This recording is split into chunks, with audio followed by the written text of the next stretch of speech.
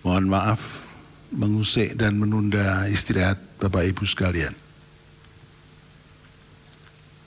Bismillahirrahmanirrahim.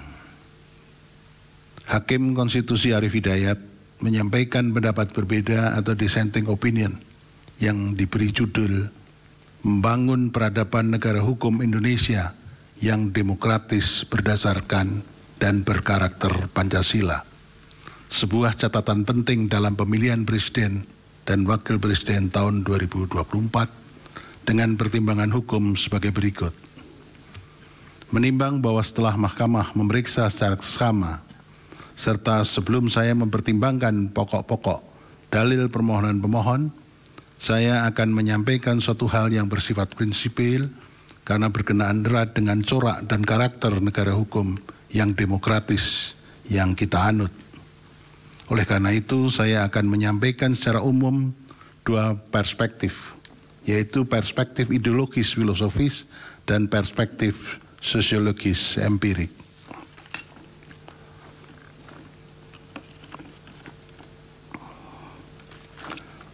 Perspektif ideologis filosofis. Mohon maaf, dissenting saya 57 halaman, tapi tidak akan saya bacakan seluruhan. Perspektif ideologis filosofis. Secara sederhana, demokrasi dimaknai sebagai pemerintahan yang berasal dari rakyat, oleh rakyat dan untuk rakyat. Dalam sebuah negara demokrasi, rakyat memiliki peran sebagai pemegang kedaulatan. Sebab berdasarkan teori klasik yang digagas oleh Rousseau dengan teori di kontrak sosial, rakyat kemudian mengadakan perjanjian dengan para pemimpinnya untuk membangun sebuah entitas yang bernama negara dalam rangka menjamin pemenuhan akan hak-hak dan kebutuhannya.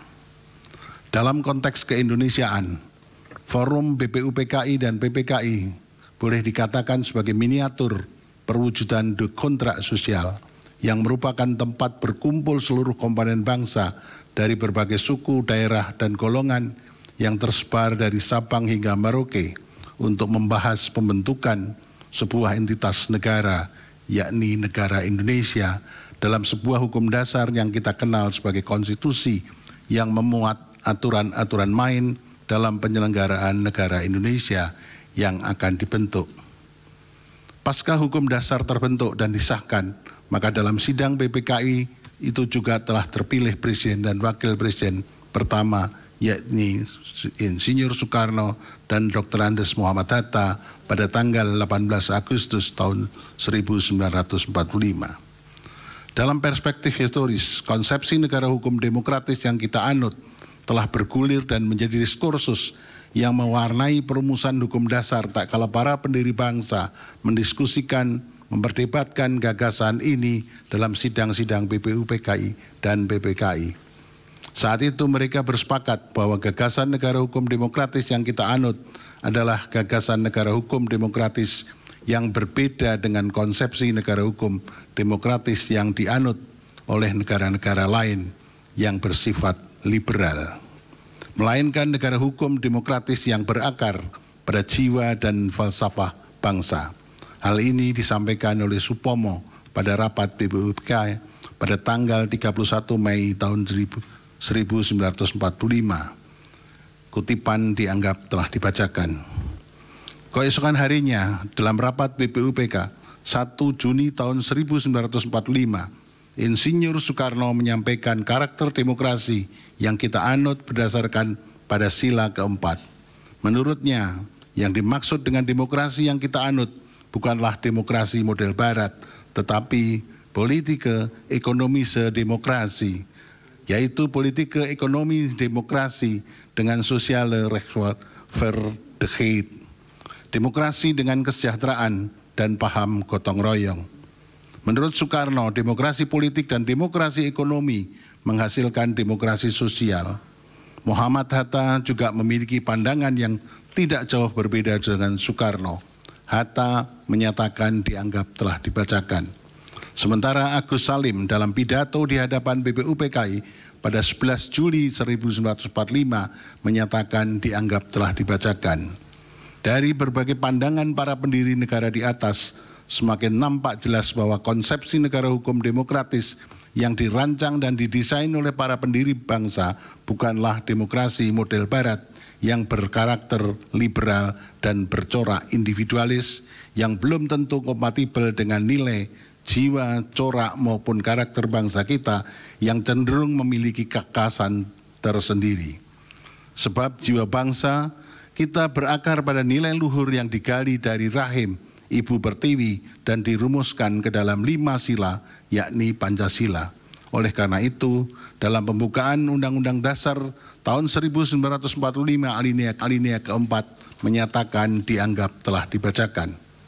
Kutipan yang menyatakan, yang berkedaulatan rakyat dengan berdasar kepada ketuhanan yang Maha Esa dan seterusnya, memuat makna bahwa kedaulatan yang dimaknai sebagai demokrasi itu harus didasarkan pada nilai-nilai luhur Pancasila. Hal ini menegaskan bahwa anutan sistem demokrasi yang kita anut adalah anutan demokrasi yang didasarkan pada nilai-nilai Pancasila. Tidak hanya dalam ruang lingkup yang sempit dan terbatas.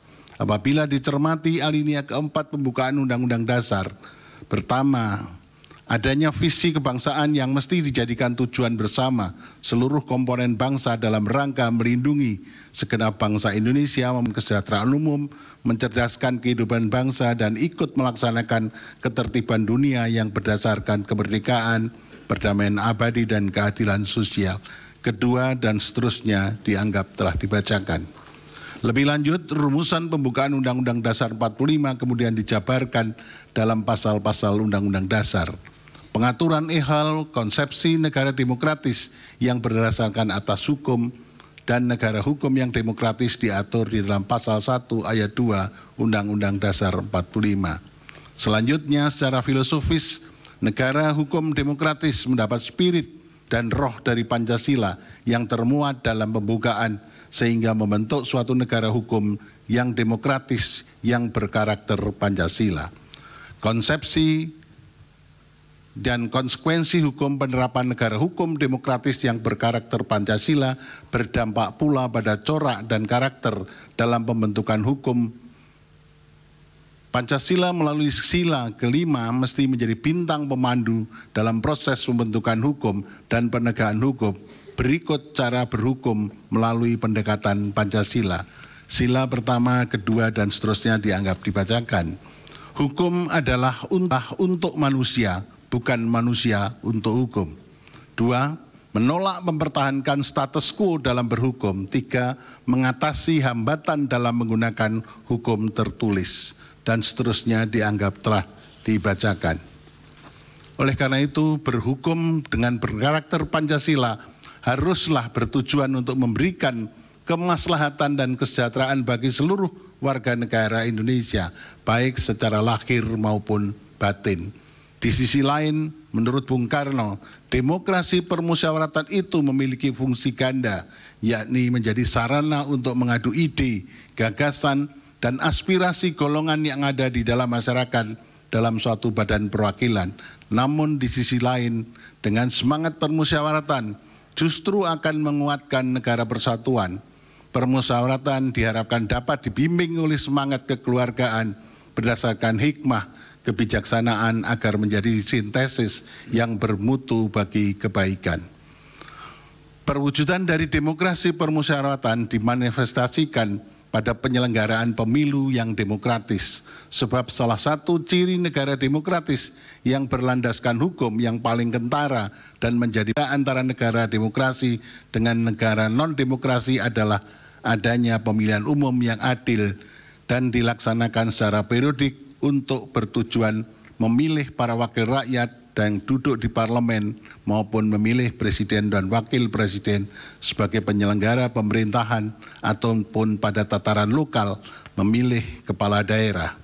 Hal ini senada dengan pendapat Samuel Issacharoff yang mengatakan di negara-negara yang baru bangkit dari pemerintahan kolonial atau resmi despotik, pemilu merupakan konfirmasi atau transformasi demokrasi, meskipun pemilu seringkali berfungsi sebagai penanda siapa yang akan memegang otoritas di negara di dunia yang penuh dengan urusan kami melawan mereka yang belum selesai. Pemilu juga dapat dianggap sebagai perwujudan dan pelaksanaan hak rakyat dalam memilih maupun dipilih yang merupakan implementasi dari partisipasi dalam penyelenggaraan pemerintahan. Selanjutnya pada halaman 8, halaman 9, halaman 10, urean-urean mengenai itu telah dianggap dibacakan. Di negara kita, prinsip penyelenggaraan pemilu atau dikenal dengan prinsip keadilan pemilu atau electoral justice diatur di dalam Undang-Undang Dasar 45 sebagai hukum tertinggi, khususnya di dalam ketentuan pasal 22E ayat 1 Undang-Undang Dasar tahun 1945 yang menyatakan pemilihan umum dilaksanakan secara langsung, umum, bebas, rahasia, jujur, dan adil setiap 5 tahun sekali.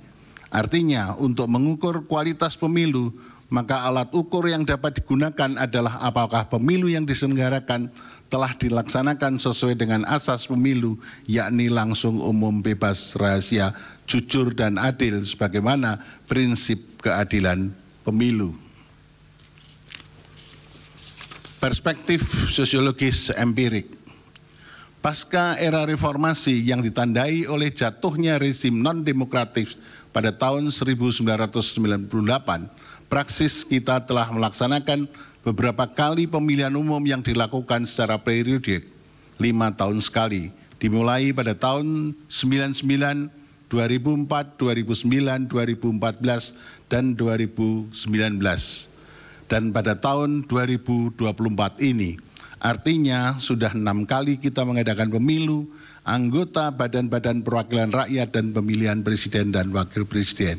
Bahkan pemilihan umum 2024 merupakan pemilihan umum serentak yang cukup kompleks, sebab selain diselenggarakan secara serentak pada hari yang sama untuk memilih calon presiden dan wakil presiden, pemilu juga dilakukan untuk mengisi sebanyak 580 anggota DPR, 2.372 kursi anggota DPRD provinsi, 1.510 kursi anggota DPR kabupaten kota, dan sebanyak 152 kursi anggota DPD pada November tahun 2024, dan akan ada 545 daerah yang menyelenggarakan pemilihan kepala daerah secara serentak untuk memilih pemimpin daerah di tingkat provinsi, kabupaten, dan kota.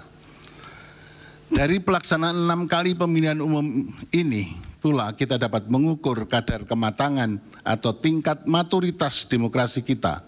Sebab penyelenggaraan pemilihan umum yang adil dan dilaksanakan secara berkala acap kali dijadikan salah satu instrumen untuk mengukur apakah kadar demokrasi kita menjadi semakin baik atau bahkan mengalami penurunan.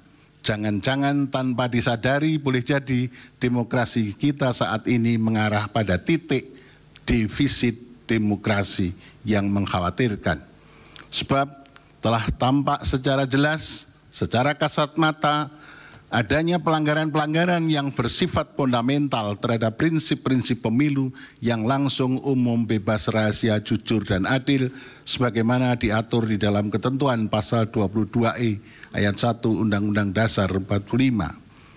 Untuk menilai penyelenggaraan pemilu apakah telah sesuai dengan asas pemilu, saya akan membahasnya dari pendekatan sistem hukum yang digagas oleh Friedman, dan saat ini tentunya masih relevan untuk dijadikan rujukan guna melihat konstruksi penyelenggaraan pemilu serentak. Tahun 2024 dari 3 perspektif sistem hukum yang merupakan struktur hukum, substansi hukum, dan budaya hukum. Pertama, struktur hukum meliputi lembaga dan peranata aparatur negara. Dari perspektif ini, penegakan hukum dan konstitusi khususnya berkenaan dengan pemilu demi tercapainya pemilu yang langsung, umum, bebas, rahasia, jujur, dan adil sebagaimana amanat konstitusi mestinya menjadi tanggung jawab bersama seluruh komponen cabang kekuasaan negara seperti eksekutif, legislatif, yudikatif, komisi-komisi independen dalam hal ini KPU, Bawaslu, DKPP dalam kapasitas dan porsinya masing-masing.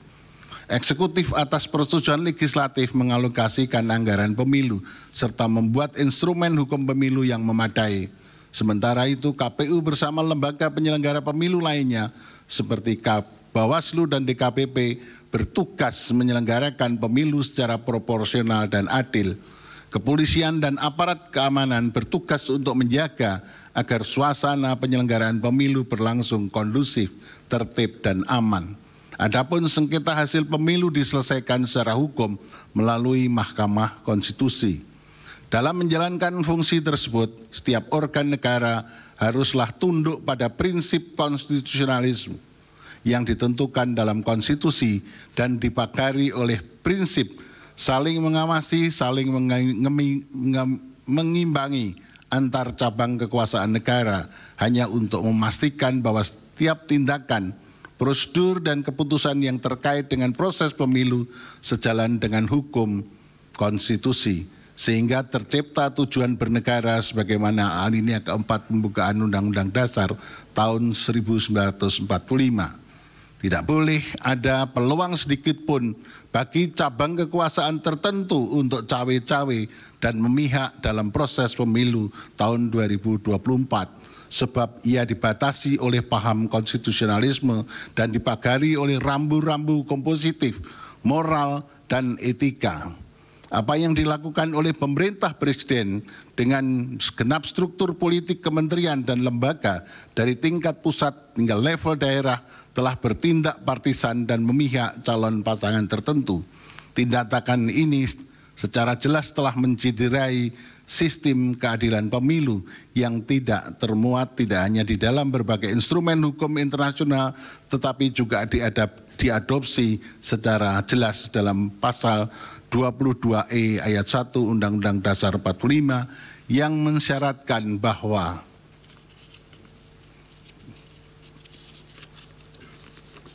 penyelenggaraan pemilu harus dilaksanakan secara langsung, umum, bebas, dan rahasia serta jujur dan adil.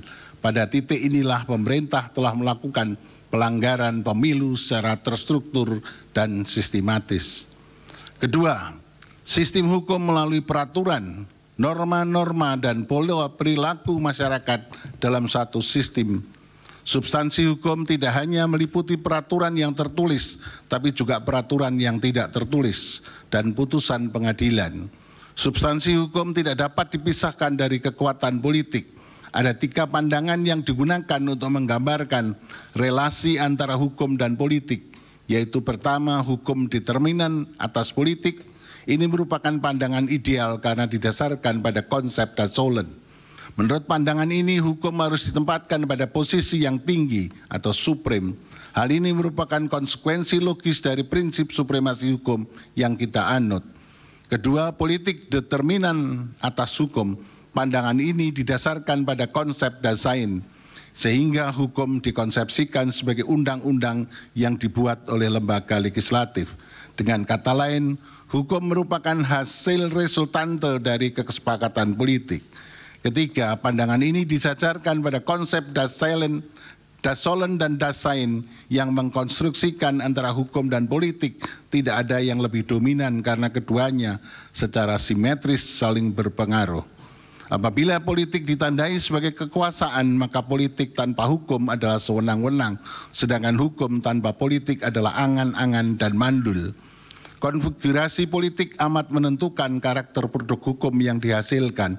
Di negara yang konfigurasi politiknya demokratis, maka produk hukum yang dihasilkan cenderung berkarakter responsif atau populistik. Sedangkan di negara yang konfigurasi politiknya otoriter, maka produk hukum yang dihasilkan cenderung ortodok atau konservatif. Mengapa saya katakan cenderung? Karena ternyata kita tidak bisa memandang secara mutlak, secara hitam dan putih. Dalam praktiknya tidak ada satupun negara yang dapat mengikuti bentuk teoritis secara utuh atau penuh. Artinya boleh jadi di negara yang konfigurasinya politik otoriter terdapat karakter produk hukum yang responsif, begitu juga sebaliknya di negara yang konfigurasi politiknya demokratis terdapat karakter produk hukum yang ortodok. Oleh karenanya dalam proses pembuatan hukum, khususnya hukum pemilu, perlu memberikan peran dan partisipasi masyarakat sehingga produk hukum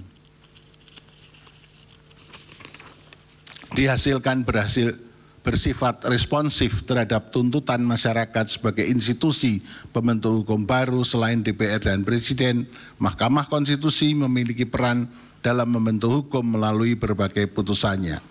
Ketiga, budaya hukum merupakan gambaran dari sikap mental dan perilaku terhadap hukum, serta keseluruhan faktor-faktor yang menentukan bagaimana sistem hukum memperoleh tempat yang sesuai dan dapat diterima oleh warga masyarakat dalam kerangka budaya masyarakat.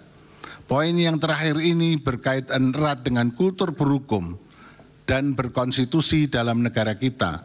Selama ini pembangunan hukum di negara kita amat lemah pada aspek ini, bahkan cenderung diabaikan. Dampak pengabaian ini dapat kita rasakan sekarang, misalnya dalam kasus pemilu.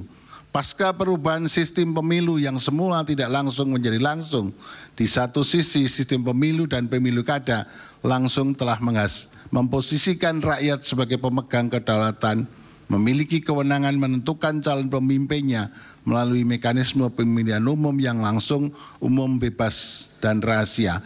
Namun di sisi lain, kultur dan mental dalam kondisi yang belum siap tak kalah menghadapi gempuran, serangan perlinsos, bansos, bantuan langsung tunai, dan semacamnya yang intensif dengan melibatkan suprastruktur politik tertinggi, yakni pemerintah yang bertindak dan bersikap partisan terhadap pasangan calon tertentu.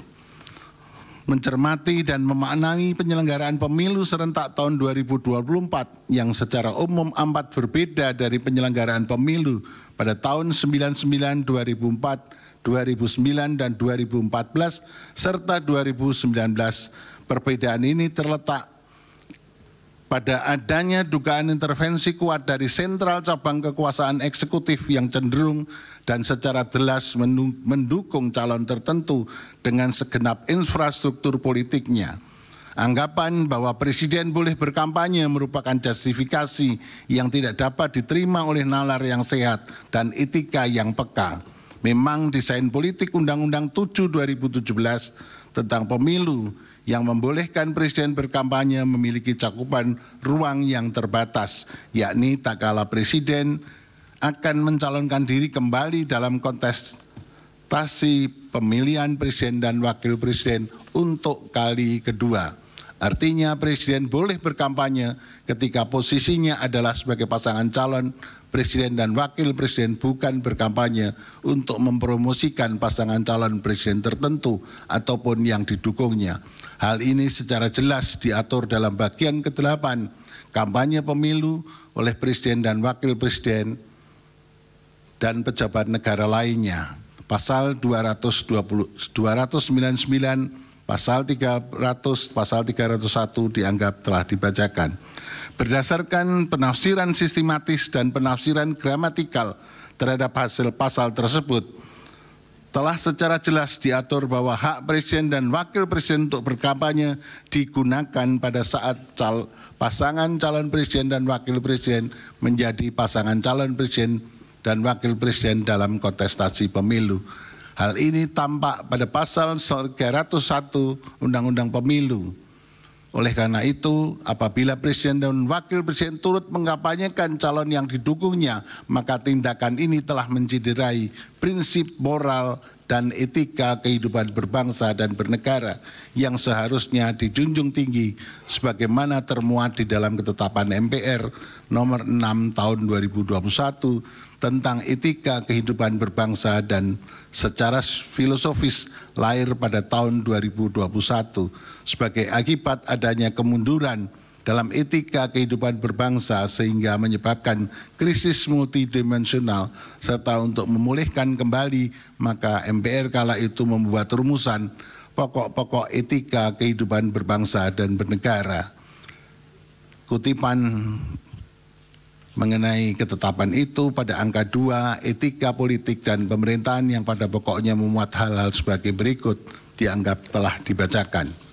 Etika kehidupan berbangsa ini perlu disinggung kembali dan ternyata hingga kini masih relevan untuk dipertimbangkan dan diterapkan setidak-tidaknya sebagai kaca benggala agar pemerintah dan para elit politik mampu bersikap jujur, amanah, sportif, siap melayani, berjiwa besar, memiliki keteladanan, rendah hati, siap mundur dari jabatan politik apabila terbukti melakukan kesalahan secara moral, kebijakannya bertentangan hukum dan rasa keadilan masyarakat.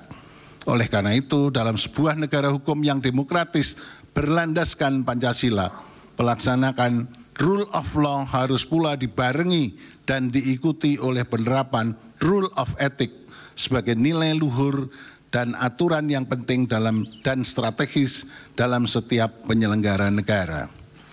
Kembali ke soal perselisihan hasil pemilu. Sejak pemilu presiden dan wakil presiden tahun 2004, 2009, 2014, dan 2019 tak pernah ditemukan pemerintahan yang turut campur dan cawe-cawe dalam pemilihan presiden dan wakil presiden. Akan tetapi pada pemilihan presiden dan wakil presiden tahun 2024 terjadi hiruk pikuk dan kegaduhan yang disebabkan secara terang-terangan. Presiden dan aparaturnya bersifat tidak netral, bahkan mendukung pasangan calon presiden tertentu. Apa yang dilakukan presiden seolah-olah mencoba menyuburkan spirit politik dinasti yang dibungkus oleh virus nepotisme sempit yang berpotensi mengancam tata nilai demokrasi ke depan. Oleh karena itu, dalam memeriksa, mengadili dan memutus perselisihan hasil pemilu presiden tahun 2024 ini, Mahkamah Konstitusi sepatutnya tak boleh hanya sekedar berhukum melalui pendekatan yang formal, legalistik, dogmatis, yang hanya menghasilkan rumusan hukum yang rigid, kaku, dan bersifat prosedural, melainkan perlu berhukum secara informal, non-legalistik, ekstensif, yang menghasilkan rumusan hukum yang progresif, solutif dan substantif, tak kalah melihat adanya pelanggaran terhadap asas pemilu yang langsung, umum, bebas dan rahasia, jujur dan adil sebagaimana ketentuan pasal 24E ayat 1 Undang-Undang Dasar 45 serta demi menegakkan prinsip keadilan pemilu. Hal ini kemudian ditegaskan kembali oleh Mahkamah pada putusan nomor 85 tahun 2022 dan seterusnya dianggap telah dibacakan. Halaman 18, 19 dianggap telah dibacakan. Ketiadaan pembedaan dua rezim bagi pemilihan kepala daerah dan pemilihan umum membawa implikasi hukum tersendiri, termasuk berdampak pada berubahnya karakteristik penyelesaian perselisihan hasil pemilihan umum sebagaimana pasal 22E Undang-Undang Dasar 45 yang semula menggunakan pendekatan procedural justice menjadi substansial justice. Dalam perkembangannya, Mahkamah memang acap kali seolah-olah hanya menggunakan cara berhukum yang formal legalistik dengan menggunakan pendekatan keadilan prosedural, tak kalah menyelesaikan perselisihan hasil pemilihan umum untuk pemilih presiden dan wakil presiden tahun 2024, 2009, 2014, dan 2019. Sebab tidak ada kebutuhan atau urgensi yang memaksa Mahkamah untuk keluar dari paradigma keadilan prosedural. Hal ini dikarenakan mayoritas sengketa yang dipermasalahkan pun hanya berkenaan dengan perselisihan hasil penghitungan suara. Berbeda karakter tak kalah Mahkamah mengadili perselisihan hasil pemilihan kepala daerah di mana Mahkamah cenderung menyelesaikan hasil perselisihan pemilihan kepala daerah menggunakan paradigma keadilan substantif. Karena memang terdapat kebutuhan yang memaksa Mahkamah keluar dari pendekatan keadilan. Hal ini dilakukan oleh Mahkamah hanya apabila terdapat peristiwa pelanggaran kepala daerah yang secara nyata melanggar asas pemilu. Di sisi lain, tak kalah Mahkamah mengadili perselisihan hasil kepala daerah Jawa Timur dan sebagainya dianggap telah dibacakan.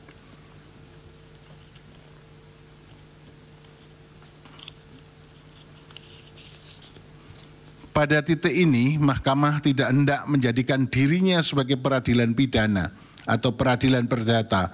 Mahkamah hanya akan mendudukkan secara proporsional dan melihat dari perspektif pasal 22E ayat 1 Undang-Undang Dasar tahun 1945, di mana pemilihan umum baik itu pemilihan presiden dan wakil presiden maupun pemilihan anggota lembaga perwakilan.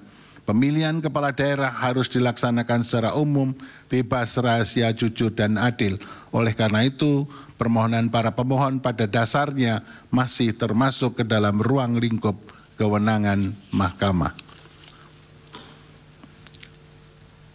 Pemilu juga harus dilaksanakan sesuai dengan prinsip pemilu yang menyatakan tidak seorang pun boleh diuntungkan oleh penyimpangan dan pelanggaran yang dilakukan dan tidak seorang pun boleh dirugikan oleh penyimpangan dan pelanggaran yang dilakukan oleh orang lain. Dalam konteks pembuktian, dalam perkara perselisihan hasil pemilihan umum, khususnya pemilihan umum, pemilihan presiden dan wakil presiden, beban pembuktian pada awalnya berada pada pihak pemohon. Namun, jika pihak termohon dan pihak terkait membantah, maka beban pembuktian akan bergeser pada keduanya. Disinilah terjadi peralihan beban pembuktian, shifting the burden proof. Sebab dalam perselisihan hasil pemilihan presiden dan wakil presiden, selain waktu penyelesaiannya terbatas atau speedy trial, juga karena pada dasarnya data itu sendiri dikuasai oleh penyelenggara pemilu, dalam hal ini KPU dan Bawaslu. Oleh karenanya, apa yang dilakukan oleh para saksi memang sangat terbatas dan hanya dapat menunjukkan adanya gejala atau bukti awal adanya penyimpangan dan pelanggaran yang tidak sampai pada level pembuktian beyond reasonable doubt, sebagaimana dipraktikkan dalam pembuktian perkara pidana. Oleh karena itu, paradigma pembuktian dalam derajat beyond reasonable doubt tidak tepat dan tidak dapat dipraktekkan dalam peradilan pemilu in casu Mahkamah Konstitusi. Sementara itu, pada pendapat berbeda, kali ini saya secara khusus akan memberikan catatan dalam penyelenggaraan pemilu presiden tahun 2024. Berdasarkan uraian pertimbangan tersebut di atas sebagai berikut. 1. Demokrasi yang kita anut adalah demokrasi Pancasila, yang artinya pelaksanaan demokrasi yang didasarkan pada nilai-nilai luhur Pancasila. Pancasila tidak hanya sekedar menjadi cita hukum dalam pembentukan hukum nasional, tapi juga merupakan cita etik yang menjadi rujukan dalam bersikap dan bertindak, tidak hanya bagi penyelenggara negara, termasuk presiden dan seluruh infrastruktur politiknya, tapi bagi seluruh warga negara. Sebab negara kita tidak hanya harus diselenggarakan sesuai dengan prinsip rule of law, tetapi juga prinsip rule of ethic. 2. Dalam rangka melaksanakan prinsip rule of ethic dan agar semua penyelenggara negara tunduk pada nilai etika yang luhur yang terdapat di dalam Pancasila, maka pelaksanaan rule of ethic perlu ditegakkan oleh suatu mahkamah etik nasional, sehingga penyimpangan etika dalam penyelenggaraan negara dapat dihindari, khususnya cawe-cawe presiden dalam pemilu di masa-masa yang akan datang yang tidak hanya merupakan tindakan abuse of power, tapi juga abuse of ethic. 3. Desain hukum pemilu, terutama konstrain waktu penyelesaian sengketa perselisihan hasil pemilihan umum perlu ditambah tidak hanya 14 hari dengan mempertimbangkan ruang lingkup wilayah sengketa yang meliputi wilayah Indonesia, sehingga didapat waktu penyelesaian yang rasional, proporsional dengan mengingat adanya waktu pemilihan presiden putaran kedua dan waktu jadwal ketatanegaraan pada bulan Oktober. 4. Perlu juga dibuat undang-undang lembaga kepresidenan yang memuat secara rinci, detail, uraian tugas pokok dan fungsi presiden sebagai kepala negara sekaligus sebagai kepala pemerintahan. Demikian catatan saya yang termuat pada dissenting opinion dalam perselisihan hasil pemilihan umum presiden tahun 2024 sebagai ikhtiar untuk menjaga dan menegakkan negara hukum yang demokratis yang berketuhanan sesuai dengan nilai-nilai luhur Pancasila. Selanjutnya saya akan lebih jauh mempertimbangkan pokok-pokok permohonan para pemohon yang dianggap penting di samping dalam rangka untuk tetap menjaga nyala obor demokrasi di bumi pertiwi yang belakangan ini telah mulai meredup karena tangan-tangan oligarki yang merusak dan meninggalkan noda hitam dalam kanvas perjalanan demokrasi bangsa. Pokok permohonan pemohon dan seterusnya dianggap telah dibaca dengan dalil-dalil sebagaimana hampir sama dengan apa yang disampaikan oleh Profesor Saldi dan Profesor Eni. Sekaligus sementara itu saya sampaikan dari halaman 25 sampai dengan halaman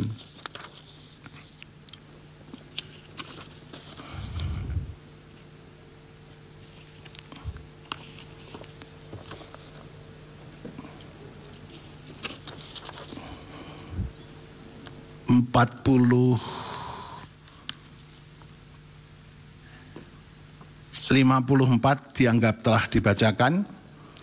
Semua dalil-dalil dianggap terbukti berlawanan dengan hukum, oleh karena itu harusnya dikabulkan. Konklusi, semestinya berwenang untuk mengadili, kemudian eksepsi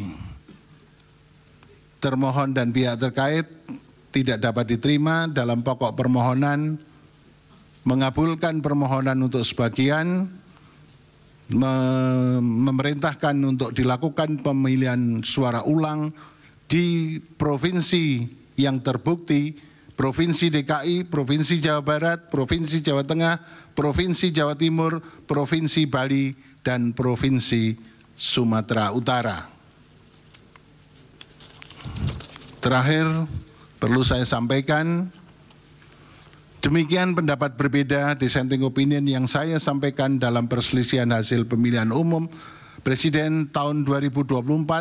Hal ini saya lakukan sebagai wujud tanggung jawab moral dan penilaian profesional atau professional judgment sebagai seorang hakim konstitusi sekaligus sebagai akademisi yang independen yang memutus sesuai dengan kewenangan serta kemampuan dan kapabilitasnya yang kelak akan saya pertanggungjawabkan kehadirat Tuhan Yang Maha Esa, Allah Subhanahu wa Ta'ala, sebagaimana sumpah saya sebagai seorang hakim yang perlu saya bacakan pada kesempatan ini.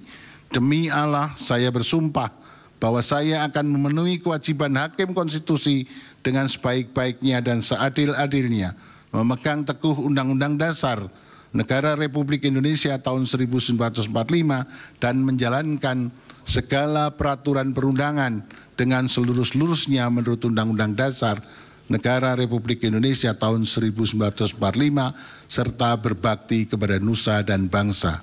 Sumpah hakim konstitusi yang diucapkan tak kala saya dilantik pertama kali menjadi hakim konstitusi bersifat final and binding di dunia maupun di akhirat bagi seorang hakim. Oleh karenanya, sumpah dan keyakinan hakim menjadi kunci keadilan bagi masyarakat. Selain itu, pudar dan menurunnya standar etik khususnya bagi penyelenggara negara menjadi musabab perlu adanya kepedulian akan pentingnya menjaga keseimbangan antara penegakan hukum, rule of law, dan penegakan etik atau rule of ethic sesuai dengan nilai-nilai luhur Pancasila.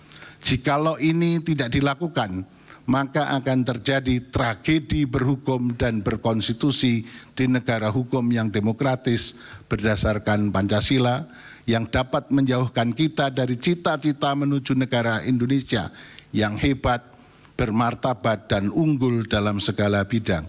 Terima kasih. Assalamualaikum warahmatullahi wabarakatuh.